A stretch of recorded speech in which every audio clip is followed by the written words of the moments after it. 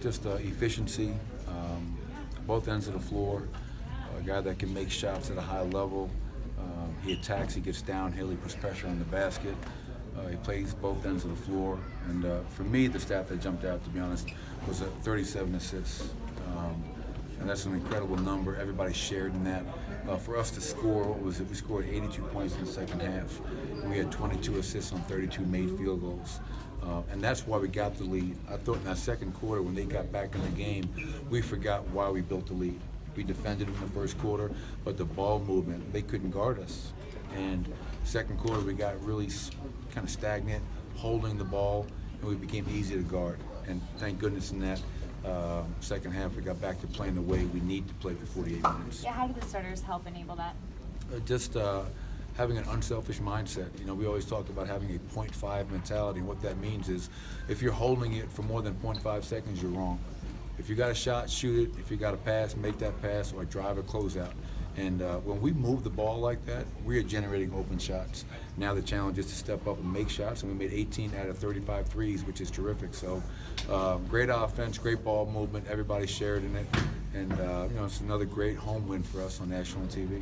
Defensively, also a good job against DeMarcus Cousins. I know he got into foul trouble there, but only 14 points on the night. What did you see from Paul Millsap and Nicola? I saw them accept the challenge. I mean, I coached DeMarcus. He is a load.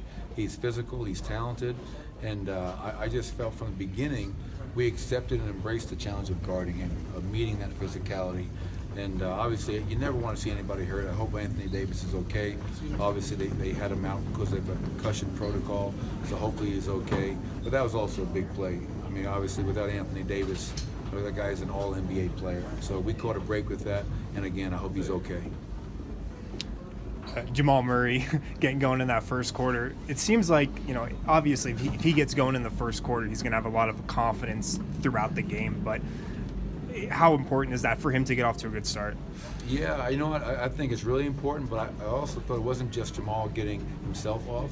I love the pace that he was playing with. And again, every time I talk to you guys, what's Jamal have to do? He's got to set the pace that we want to play at. He's got to be aggressive, and he's got to play with confidence. And you've seen that a lot more consistently right now. He's starting to become a consistent starting point guard in the NBA.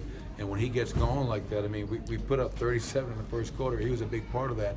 And if nothing's there early, now we get into that ball movement. And again, I mean, we had some great offensive possessions where the ball was just flying around the court and generating completely wide open shots, and that's really beautiful to watch when you play the game the right way like we did tonight. Yeah, is there a possession that sticks out that you're like, that captures exactly the ball movement that I want? I'll be honest, tonight there were so many. Yeah. I mean, there were numerous. I mean, again, we'll pull some of those and constantly remind our guys of this is who we are. This is why we've won games. And so it really wasn't just one. I think we had many examples from early in the game to throughout that second half where the ball movement was just was spectacular. Back to Jamal Murray, you talked about how he would pass up good shots for bad shots. It felt like he was within the offense and comfortable in the offense tonight. Is that what you saw? Yeah, and I think he's doing a much better job of that as of late. Again, it's something that he and I talk about, and he's grown before our eyes, right? I mean, we've seen it with Nicola, seen it with Gary, we've seen it with Emmanuel, and now you're seeing it with Jamal Murray. He had a career high a couple games ago at 32. He comes out tonight and gets 31. And but to your point, TJ, I think he's looking to take the open shot. And if it's not there, he's looking to make a play for somebody. But he's also playing aggressive. He's also not just settling for jump shots. He is putting pressure on the rim, which is also what I like to see. You played a couple lineups that were essentially Mason Plumlee and 4 shooters that worked really well. What's so effective about that setup? Yeah, well, I think, with Mason, you have offensively first a big guy that is a very good rim runner, but also a screener and roller. And when you have a big like Mason Plumlee who can finish above the rim, put pressure on that rim, somebody has to help. So now as they draw that help in, somebody's open on the backside. Great example late, Gary Harris's last 3-point shot was produced and all from Emmanuel coming off of a Mason Plumlee pick and roll, Mason rolling hard, being unselfish, which created an open shot for Gary Harris.